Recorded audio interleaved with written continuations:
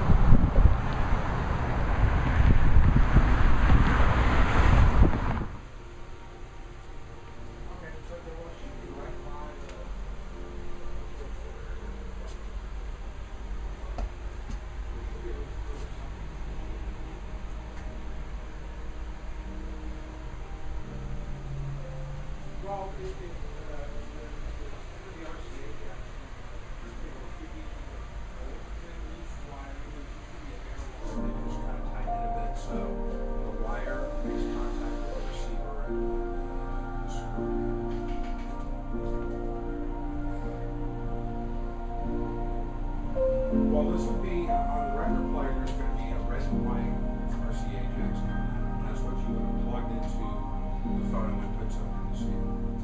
Can't find one.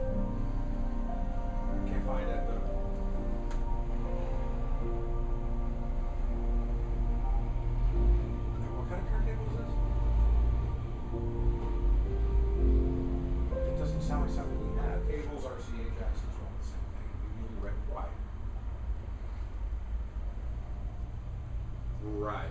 Now on the RCA jacks that are leading into it, there should also be a little thin wire in that area.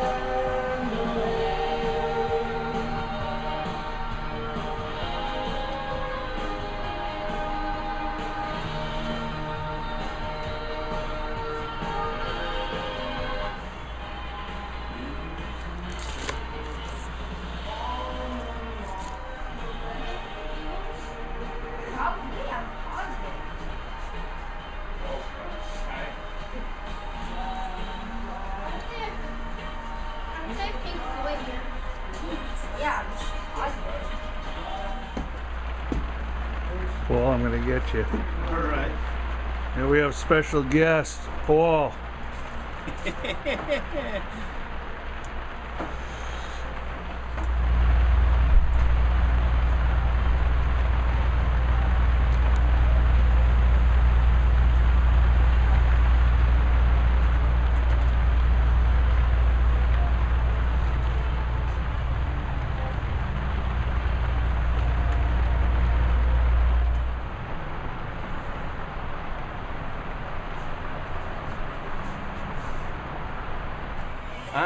Vinyl.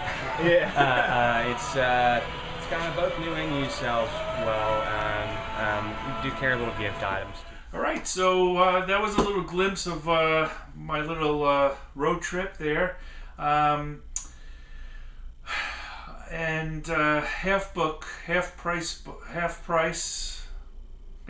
books was interesting. Not a lot of albums, but going to see some rock and roll books was really great. The prices were really good. I did buy Rolling Stones complete recordings, sessions from '62 to 2012. This talks about every recording they did, who was playing, track information, length of songs, charts, and then what's really important, what I like, is information about the tracks and what they're about. And I saw this book and I had to get it because the price was half price. This just came out, so I got it for $13.50, and it's Chrissie Hynde's book, her biography, autobiography, I should say, and just cool, fun pictures of her when she was young, and the rock and roll world she had. But we all know her contribution to rock. Great rock and roller woman. Was really faced with so many challenges and so much death around her, people dying from for bad reasons. but she defied the odds and moved on. So a real strong woman. So I'm really looking forward to that book. So if you get a chance, check it out. Some great history there, especially with the English punk scene. So the music that I got, that was from the first store. The second store, I just wanted to buy something, to help out. I just grabbed this. I really didn't know anything about it. Country Songs I Love to Sing, Eddie Arnold. Yes. The store was Sound Exchange. So again, things were kind of pricey, but in fact, the guy was from Long Island, so that was really interesting. So on to Sid's Lagoon, where I went with Paul. I was not pleased listening to this album. Jack Bruce, I think this is his first. Steve Hunter is a guitarist on here. That's one of the reasons why I wanted to get it. You got Andy Johns helping with production and engineering. Just weak. It wasn't rock and roll for me. Let me know what you think.